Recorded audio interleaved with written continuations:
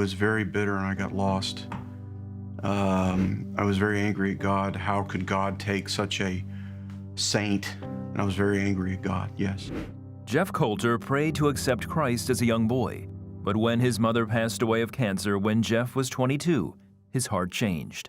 I started getting involved with my work, first of all, as a young police officer. I subsequently started drinking to try and fill the void. Over the years, the bitterness and alcohol fed on each other. I remember one time, almost as vividly, hearing the voices you and I talking now. You can't serve two masters. And I remember my answer, then I will not serve God. Jeff met and married Susie. For many years, he also battled depression. The alcohol contributed immensely so to my chronic depression. I was a binge drinker.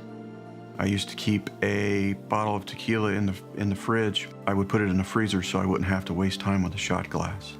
One time I drank so much that I blacked out in the back of my house in my utility room. And when I woke up, I didn't know where I was in my own home. I was always fearful for Jeff's safety.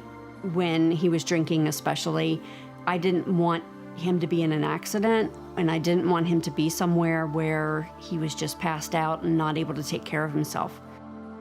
I never stopped praying for Jeff.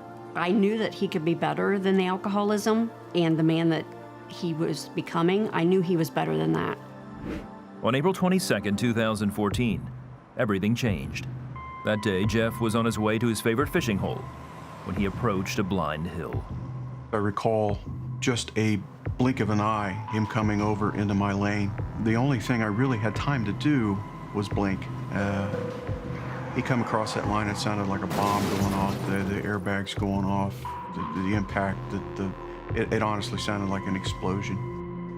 I blacked out. I vaguely remember hearing the car skidding. The car had hit Jeff head-on. He was life-flighted to a hospital in Cincinnati. While in ICU, he had several surgeries. After one operation, Jeff coded. He says he will never forget what he saw after that. I passed out in my wife's arms in the hospital.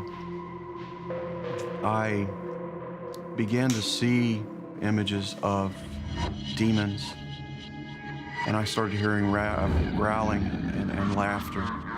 What I was told afterwards, my heart had stopped, half my heart had stopped, and my respiration was off the charts, and I was basically dying. And I felt my soul leave my body, and I remember seeing darkness and also fog on the floor and on the ceilings. I went to a place where there was a black void, and I remember crying out to Jesus, "Jesus, help me."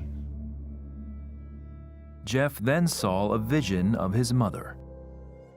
She got up right in my face. It was a younger version of my mother. And I remember her looking me right in the eye. And for whatever reason, she was washing her arm. Now that could have been them moving my arm I don't know. As from a believer's standpoint, I believe that it was symbolized washing and for me to clean up my act. But she gave me that motherly stare.